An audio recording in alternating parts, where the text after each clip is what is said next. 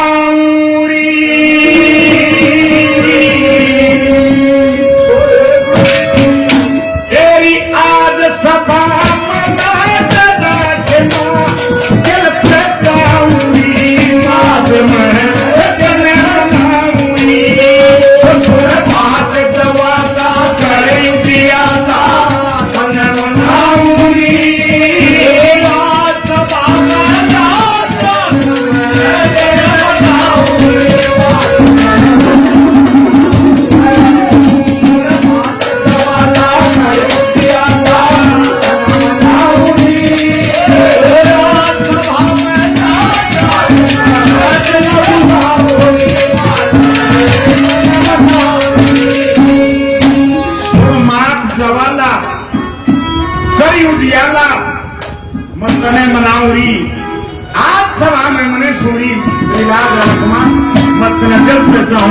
भगत कहता कि मां तेरे बिना कुछ नहीं है। जब तू ज्ञान की देवी जिसको प्रकाश डालती है सारे का प्रकाश हो जाता है। और ये मेरी मां का पहली कवि ने क्या गुणगान करता है।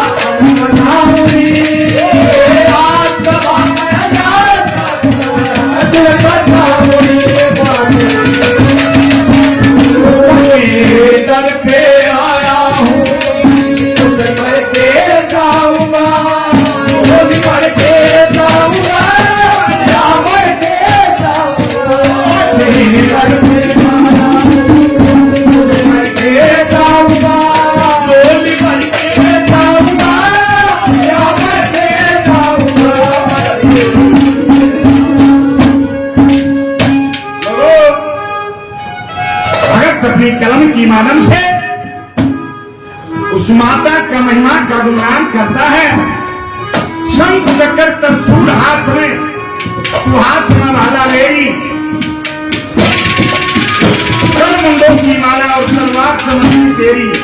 वो तलवार न्यू नहीं थी अगर वे किसी का मर्डर गया होगी ना। वो दुष्टों का नाश करने के लिए मेरी मां को वो तलवार देवी देवताओं को एक भेंट के रूप में मिली थी। और यही बात नौरते नहीं होंगे मंदे भाई। इन नौरतों में मेरी माताएं बहने सारी और ये भाई भी नौरते करेंगे। सबका अपना अलग अंदाज होता है। लेकिन जो नौरते कौन कौन करते हैं एक बार मैं माताओं से हाथ उठा के एक बार हाजिरी लगवाना चाहता हूं। कौन कौन नौरता करती है।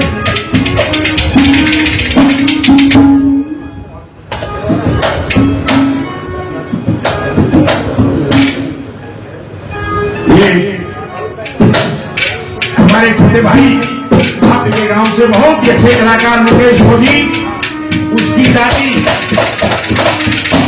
अदानी देवी 500 रुपए से अपने बच्चे को आशीर्वाद देती हैं। बार बार धन्यवाद देते हैं। धन्यवाद धन्यवाद। ये नौरते होंगे ये मेरी माताओं बहने नाथ है। बहुत अच्छी बात है। मुझे बड़ी खुशी हुई आज मेरी मां को ये याद करती है। लेकिन ये 9 दिन का नौरता होता है उसमें 9 का 9 मां के जो रूप होते हैं वो किस किस के याद है। एक बार हाथ हो 9 नौरते किसके याद है? 9 नाम से किस नाम से जानी जाती है मेरी माँ? कोई नहीं, ईश्वर ठेकेदार जो मेरा बड़ा भाई है वो उन्हें तो मेरे साथ है, इसका छोरा गया हो रहा। ये बहुत ही एक मिनट भाई, एक मिनट इसमें खड़ा हो। ये मेरे बड़े भाई साहब हैं और ये बहुत पुराने संस्कृति प्रेमी हैं। मैं जब छोटा सा था भाई आज मौसम खराब हो गया, मारे गया लाया कर वो बाइक में कपड़े कुपड़े भीज गए, कोई बात नहीं, पैंट पहन जाती ये दिक्कत है। और पैंट पर पास अभी साल लगा तो रुपया ऊपर खड़ा है। बहुत पुराना सत्संगी है और सारे गाने आज से इसका तकरीबन पुराने गाने कोई बजा दो और हम तो भाई न तो सीखे सा। एक बार इनके नाम के ताली बजा दो भाई, बहुत पुराने संस्कृति है। 9 माँ के 9 रूप बताए सुनो गौर से। प्रथम शैल पुत्री, दूसरी ब्रह्मचारिणी, तीसरी चंद्रघंटा, चौथी कुष्मांडा, 5वीं शकुन माता, 6ठी कात्यायनी, 7वीं कालरात्रि, 8वीं महागौरी, 9वीं सिद्धिदात्री। ये भी माँ के 9 रूप होते हैं। आइन में सिंह पर सवार हो क्या माँ? दूसरी कली में क्या लिखा कवि ने?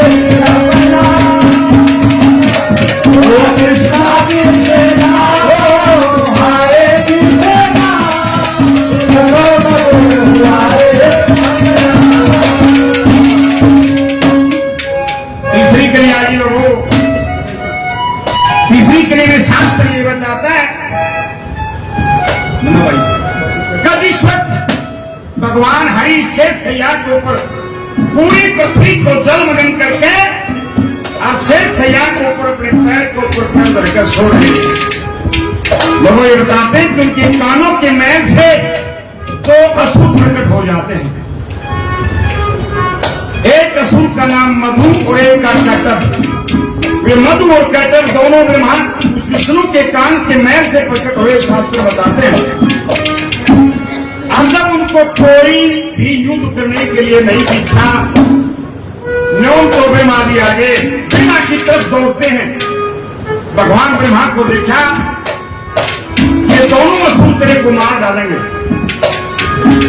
उसने भगवान हरि की तरफ देखा, ये तो अपनी नींद के कंटिन्यूस हो रहे हैं।